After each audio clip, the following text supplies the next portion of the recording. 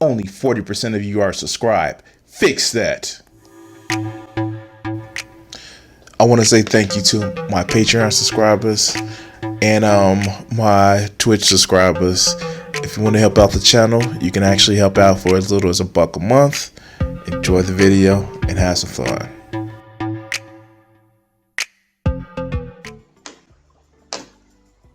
It never amazes me. It never ceases to amaze me, excuse me, how much of the women I date that's just like, dude, that the way you act, the way you try to treat people, it's like really unique and special.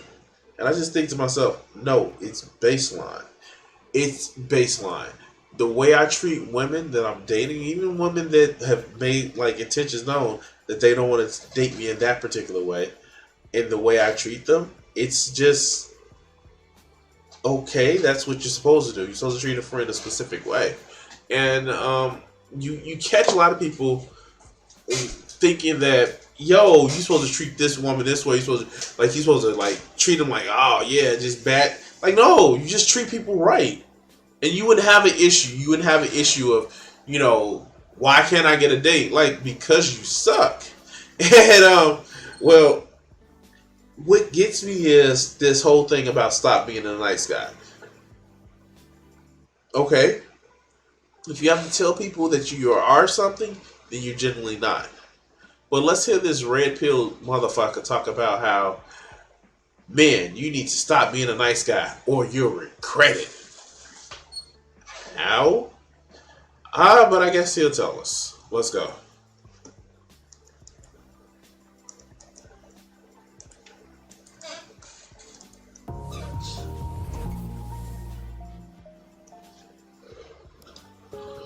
I got brought up by my mum to be a gentleman.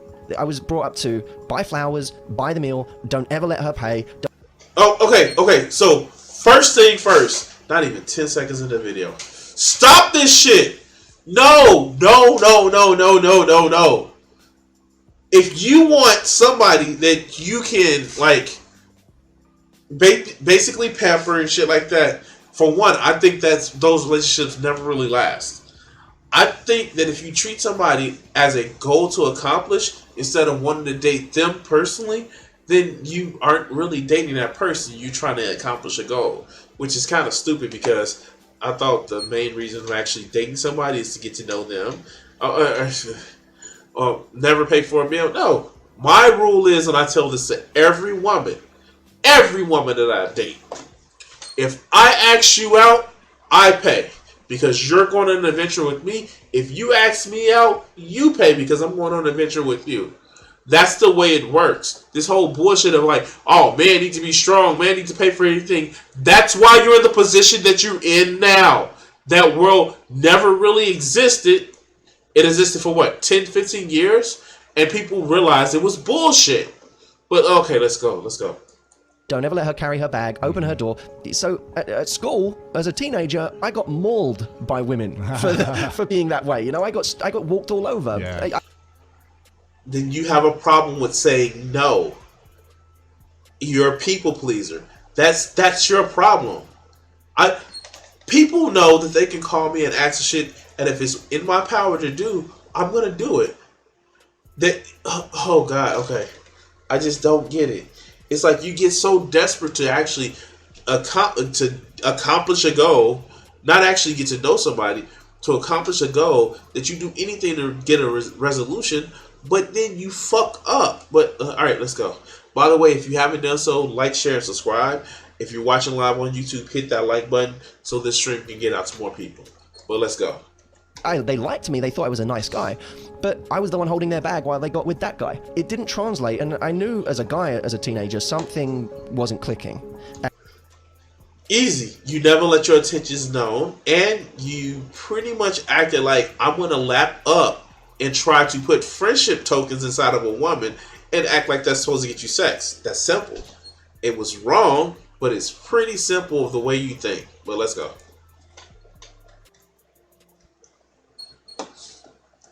And something about what I'd been taught about attraction by my mum, who taught me to treat every woman like a princess. Yeah. Something. No, never treat every woman like a princess. That's yeah. Never treat. I wonder, going back to my theory that I had developed on stream a few days ago, isn't that a lot of red pill motherfuckers love their moms too much and actually want the women to take care of them like their mom takes care of them?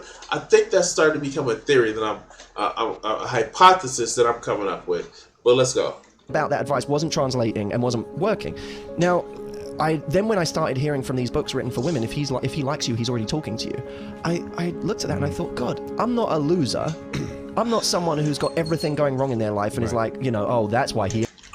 See, this is exactly what I'm talking about. This is the shit. Like, a lot of these red pill motherfuckers shit on their audience. They just shit on their audience because they have their audience thinking that they're shit. And this is just like, oh my God, this is why I don't understand why people follow this red pill bullshit, because they literally shit on you. They tell you they want to convince you are the loser, especially on the incel forums. And then they tell you shouldn't have to change. Like, listen to this shit. Listen to this shit. Not that, oh, this is a problem and I have to change. But no, I'm not a loser, so it's nothing wrong with me. It's something wrong with the world. But let watch this. A loser. I'm not someone who's got everything going wrong in their life and is like, oh, that's why he hasn't got the confidence. No, I was like a guy who had some great things going for him, and yet still, I would look over there and go, no way. See what I mean? Never, self-reflection to say, like, maybe I need to change my approach, how I should relate to women. It's all no, it's a problem over there. But let's go. I was terrified. The idea of walking up to a woman and saying, I like you, or I think you're cute. Yeah. Terrifying.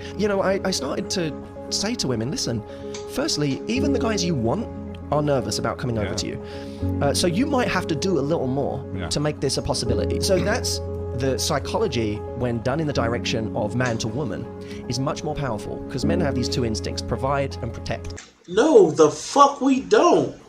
Wait, what? Wait, what? Okay.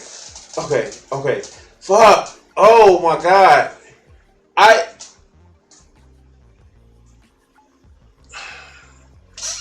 I don't know where this bullshit is coming from. I have a sense of wanting to. It's not even a sense of protect. It's a sense of wanting, making sure that there's stability and make sure that people right. So yeah, I guess that's a sense of protection, but not in a way this motherfucker is actually saying it. It's just like, it's so fucking self-centered, and it infantilizes a lot of women, and it's just like, no, you're gonna let me protect you. Like, no, dude, you sound like a fucking creep. But all right, let's go. But some of these instincts are kind of hardwired, right? What we're doing with a lot of our better nature is overcoming certain programming that we have. In a riptide, you get pulled out to sea. What does that have anything to do with a relationship between two people? Okay, let's go. Your instinct tells you in that moment to swim back to shore against the current. Ignore the riptide. I just need to get back to shore. Which is stronger, you or the current? Fighting harder won't save you. Thinking clearer will. And thinking more clearly means I need to swim sideways. I need to swim parallel. I'm giving myself a longer journey, but then when I'm out of the current, then I can swim back to shore. Yeah. Instinct won't get you to do that, because that requires thinking clearly. So, if that is the case, it requires you to think and actually do some forethought. Nobody tells people, oh no, if you got caught by a riptide, swim parallel. That's not something that we just actually picked up innately. You had to be taught. You had to learn. You had to overcome those fucking impulses. That's what happens. This innate thing that you're trying to say that is in man, like, this is just word salad. It is not innate in man to protect and provide. No, that's societal pressures. And you just disproved that with your analogy of, well, we want to actually go swim towards it. Like, no, like, swim parallel. But let's go. Instinct will drown you in that moment. And in a relationship, in dating, your instincts will get you killed. Don't invest in someone based on how much you like them. Invest based on how much. A person is not a fucking investment. Oh my God. Like, this shit is just terrifying. If this is the type of shit that women I know that are single have to deal with, this shit is terrifying. Let's go. They invest in you. People don't do that. People invest on instinct. I really like them. And my investment is proportionate to how much I like them, not how much I'm seeing there's Oh shit, it's the two women that's trying to look romantically at each other. Maybe he didn't mean to put this clip in here. I'll beat an asshole. a mutual investment. An incredible connection is like you meet someone, you connect, and you have a great Like, does she even have a booty? I'm sorry, I'm just looking at her. Let's plot of go. land. This plot of land could be great because it's in the middle of a forest, could be great because it's on the cliffs overlooking the ocean. It's a beautiful place to build. But it's still just a plot of land. Let's see it for what it is. It's potential. Now what you need is two builders. Two people. Actually, if you want a better home, you probably want more than two builders. I'm sorry. It's just like none of this makes sense. It's just somewhat vague posted and expiring music. Like, if you were to take the music away from this shit and you just had him reading this shit, it wouldn't be as inspirational as he thinks it is. Who are going to build something here. And that requires two people who show up each day and lay brick after brick after brick after brick. And slowly but surely create a castle. Most people have the experience of someone who joins them on that plot of land and they both look at it and they're like, it's great. Look at the ocean. This is great. Look at the view we have here. Look at the trees. This is amazing. What if you want to build it with 3 or 4? I'm just saying. Build 2 houses next to each other. Being an asshole. Let's go. Amazing. And they get real excited. And one of them might be willing to build. One of them might be a builder. The other one might just really like the potential of this plot of land. And then you have someone who's there building every day. They're doing the investment. I have the woman come to me who's building, and a guy who's left the construction site. And then 3 weeks later, he calls in after 3 weeks of ghosting her, or just disappearing, or just patchy communication. Wait, is he talking about somebody that you actually building a life with, or somebody you just dating? I'm so confused. This shit makes no sense. Okay. First, you shouldn't just try to build a life with somebody if, like, you don't understand their level of commitment. And yes, you fucking incels. Just because somebody said that they'll date you doesn't mean that they're gonna, like, love you forever and then have your kids and all that other good shit. It's not how this works. That's not how any of this works. I gotta make that a scene. Okay, let's go. And says, thinking of you. That's a builder who started building, then left the building site for 3 weeks and called in from home and went, how's the castle going? You can't build on your own. And the problem we have right now is there are too many people who value the connection instead of the castle. The castle becomes a castle because two people work on it and it becomes unique and ornate, and there are secret passageways only the two of you know about, and there's an argument that knocks down a wall and then you build it up and fortify that wall. And it makes it even stronger, and this one is unique. What the fuck is he talking about? Castles and walls and secret passages? The only secret passage is what I want to put my motherfucking Total Explorer into. In the back door. Okay, let's go.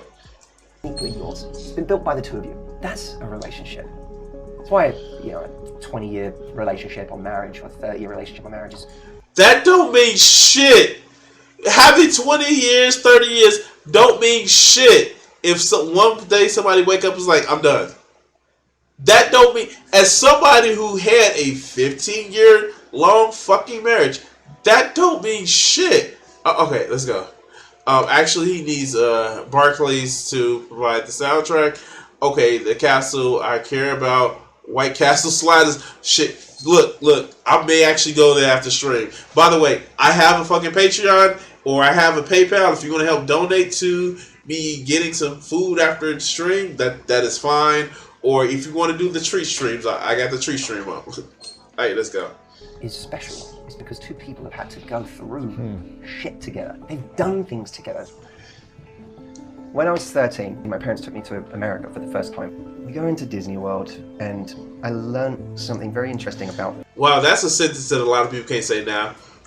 Yeah, we had enough money for Disney World. You know, you got the world of Disney on motherfucking TV now. What the fuck? Like, this shit... Okay, let's go. Myself there. Because of course I go in there, it's magical. And it was something that stood out to me. It wasn't magical, it was a fucking theme park that played on your emotion. It's not magical. I went to Disney World. Went to Disneyland. The shit isn't magical. It's a fucking theme park. It's fucking capitalism. All right, okay. All right, let's go. Even more than Space Mountain, even more than the big ride, and it was the trash cans. On some level that maybe I couldn't fully articulate at that age, I saw the trash cans and I was moved by it. Wait, he was moved by trash cans? The most magical part of Disney World was the trash cans? Dog, okay, yeah, I'm gonna start saying some ableist shit. Okay. I said, someone cared enough about this place to theme the trash cans. It moved me. Often. Wait, nobody tell them they had a strict dress code too. Nobody tell them they try to present an image and like the people were called cast members as if they were trying to put an image on. Nobody tell them that. All right, let's go. In a breakup, often when people are going through difficult times with their partner or whatever, the thing they go back to is, we had that amazing trip. We had those amazing times. They go to these highlights. They go to the Space Mountain of their relationship. But relationships are about trash cans, man. Because guess what? In a day at Disney, you ride Space Mountain once, maybe twice. How many times do you use the trash cans? Every 20 minutes. And if you using a trash can in a theme park every 20 minutes, it is something wrong with you. I don't. These analogies are bullshit. They're bullshit. All right, let's go. What will define your relationship is the trash cans, not Space Mountain. My concern is the number of people out there who are staying in the wrong thing because of the Space Mountain of the relationship, or they're... So wait, what is it that people should be building together, building castles together, or separating because of Space Mountain? I'm confused. They're staying in relationships that are like, I know this is bullshit. This is that motivational bullshit that never really amounts to things. It kind of conflicts. It's like horoscopes. They kind of agree with something and it conflicts, but it's just vague enough to make you think that you're getting something from it. Oh, you know what memories I have? Hot time with my dynamic duo while at the same time lying at Chelsea. Yeah, yeah, sure. Spending too much time grieving the loss of the wrong thing because all they remember is Space Mountain. I remember once having a breakup. It was the most painful breakup I've ever had. I was really in a bad way over it. And a while later, I spoke to this woman on the phone, and I had said to her in a brave moment on the phone, I said, "Why did you want to break up?" I said, "What was it for you that I wasn't doing?" She said, "You were boring." So I said, "Why was I boring?" What? She said, "When I first met you, you were the most ambitious person I'd ever met." And she said, "I never met someone with such an ability to decide they want something and then get it." And she Oh, okay, so the relationship ended. Why? And most people don't have this at the end of a relationship. Yeah, I know you've been paying. said it was so sexy. She said, but as we went into our relationship, the more time went on, the more that was all you were. You were super ambitious.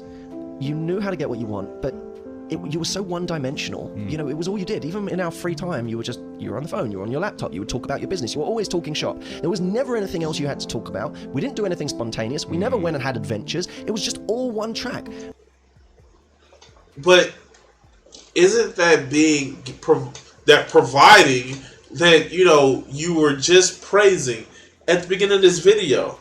Like, now it's you work too much and she was upset about it. Then say up front, I'm a workaholic. I do this. My passion is this. I tell women all the time that I use my YouTube channel. This is a passion that I have. And I want women to have their own passions, that have their own set goals. That they're not just relying on me to be their entertainment. Because that's the thing. If you're relying on somebody to provide your happiness, your entertainment, you're fucking doing it wrong. But let's go. And she said it got boring. Yeah. She was right. She was right. There was nothing I could argue with. And I realized something in that moment. One quality can make you really attractive, but it won't keep someone. It can make you sexy, it can make you intriguing, but it can even for a time make someone worship or idolize you. If you pair ambition, say, with an ability to enjoy life, now that person is Really sexy. super sexy. But when you combine it with something else, it becomes what I call unique pairing. You find like what seems to be a good man, but with an edge.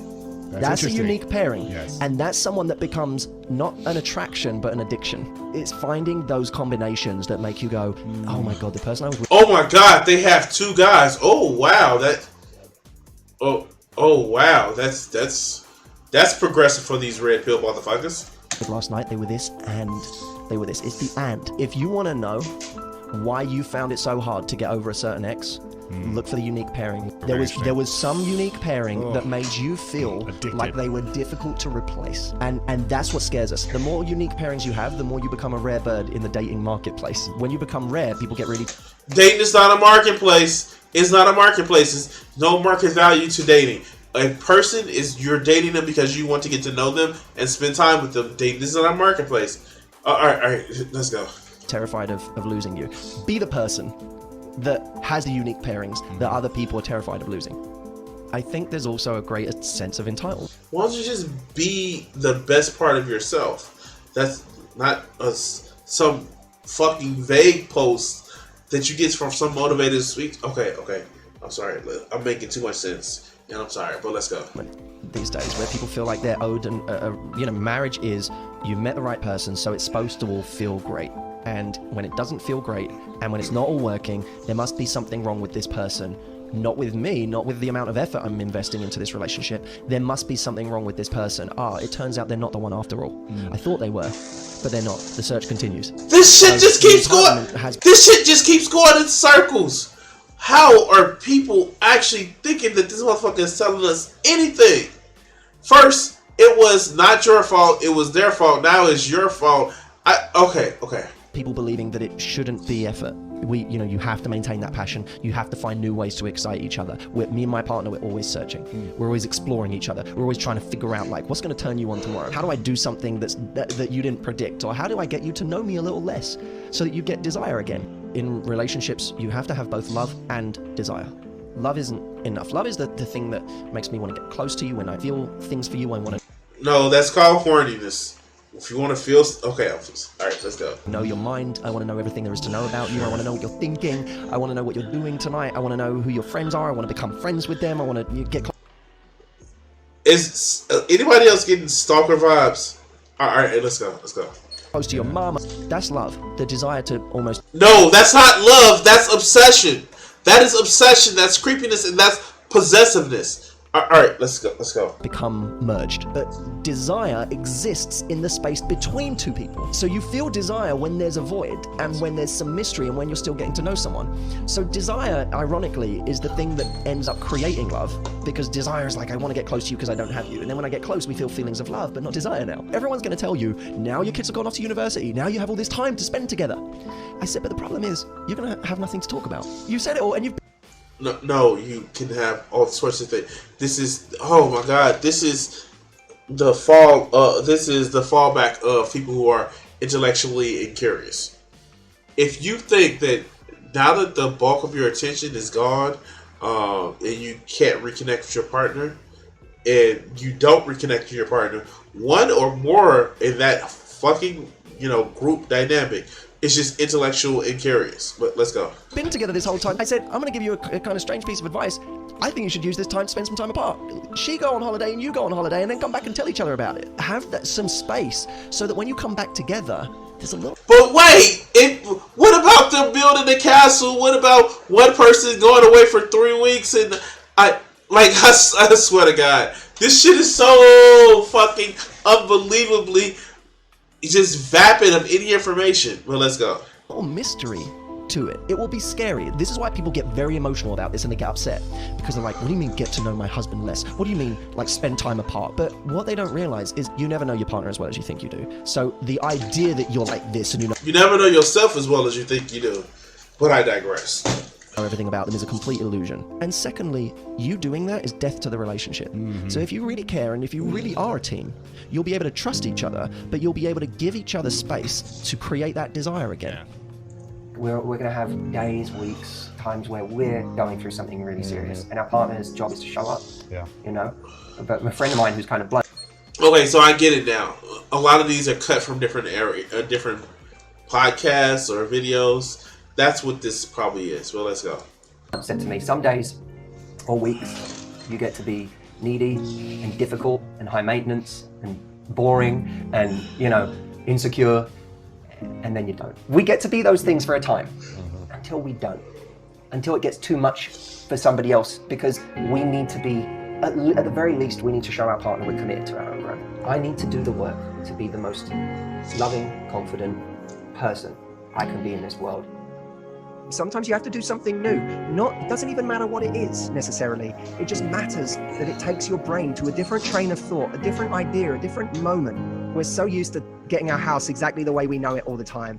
And this is how I feel right now. This shit right here. I'm right here with you, dog. I'm right here with you. This is me now. This is me now.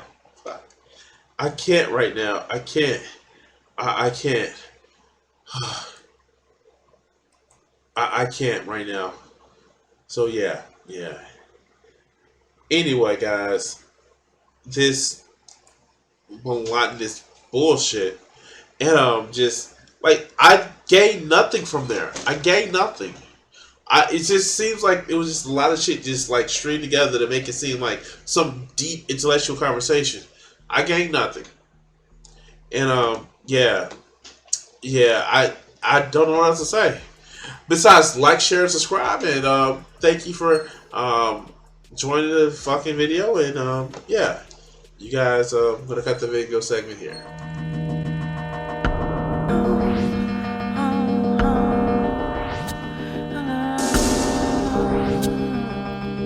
If I gave myself the power